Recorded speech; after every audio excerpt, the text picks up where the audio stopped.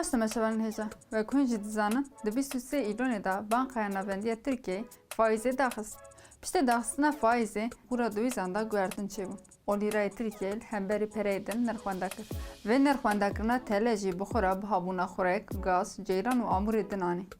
Divir da em ê vê pirsê bikin. Tele li hemberî dolar çima nırxwanda dike? Erka bankaya Navbendiya welatekî divir da welat firq nake ku kîjan e.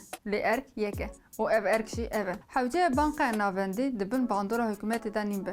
û armanca wê sereke parastina nirxê pereyê welatê xwe be. Lê li Tirkiye bankaya Navbendî di destê serokkomarê AKP'yê de biye wek pêlîstokekî. Erdoğan birika ku zêdetir pere bi dest dixe, tevî ku tu zanyariyekî wî tuneyê jî müdaxaleyê bankayê dike û li gor xwesteka xwe serok û berpirsiyarê bankayê diguherîne. Pire caran jî kesên nêzîkê xwe li bankaya Navbendî bicih dike. Ev guhertin prestîja aboriya Tirkiyeyê di nav welatên din da bêqîmet dike. Ev jî bi lîre nirx dide wenda kirin. Li aliyê din aloziya di nav siyaseta Tirkiyeyê de jî baweriya ji aboriyê dişkîne. Lewra hewldanên Tirkiyeyê tim ji bo şertên kirin.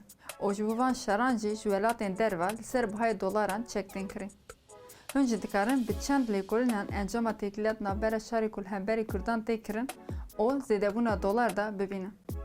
Mînak Erdoğan daxaftina xwe pazê cotmeyê de jî gefa êrişa leşkeriya li dijî Rojavayê Kurdistanê xwarib. Ev ragandin li ser dolar bandor kir û kura dolaran 9.37 lîrayê derbas kir. Li gor rewşa heyetê texmînkirin ku dolar 10 TL'yê û euro jî 12 TL'yê derbas bike. Li Tirkiye tu kes mûçeyê xwe bi dolaran nasîne. Lê ji sê paran du par bazirkeniya Tirkiye bi welatên Rojavayê re ye. û ev jî li ser hemû tiştên ku tên standin bandor dike. Yani dema dolar zêde bibe û teleyê ku hin mûçeyê xwe pê distînin bêqîmet bibe, wê demê hûn nikarin ti tiştekî jî bistînin. Erdoğan ji ber van kiryarên xwe êdî di qada navneteweyê de jî muxatab nayigirtin. Bila çûna Erdoğanî Amerîkayê bê bîra ve.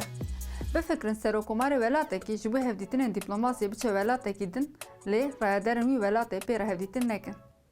Ev di qada navnetewî de têkçûnekî mezin e. Heke serokkomarê dewletê dewleta xwe kiribe vê rewşê, wê bawerî çav aborî û pereyê dewletê were.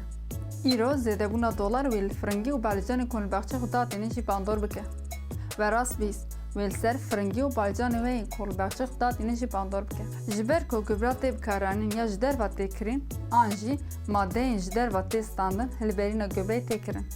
Herçi qas ji ber aloziya siyaseta Tirkiyeyê em nikarin sedî sed texmîna nirxê dolar bikin jî, lê tiştê teqez ew e ku dê gel di aliyê debara mala xwe da zor û zehmetiyên xirabtir bikişîne. Berê temaşevanên hêja em hatin dawiya bernameya xwe. Ji bîr nekin, bibin aboneyê kanala me û me parve bikin.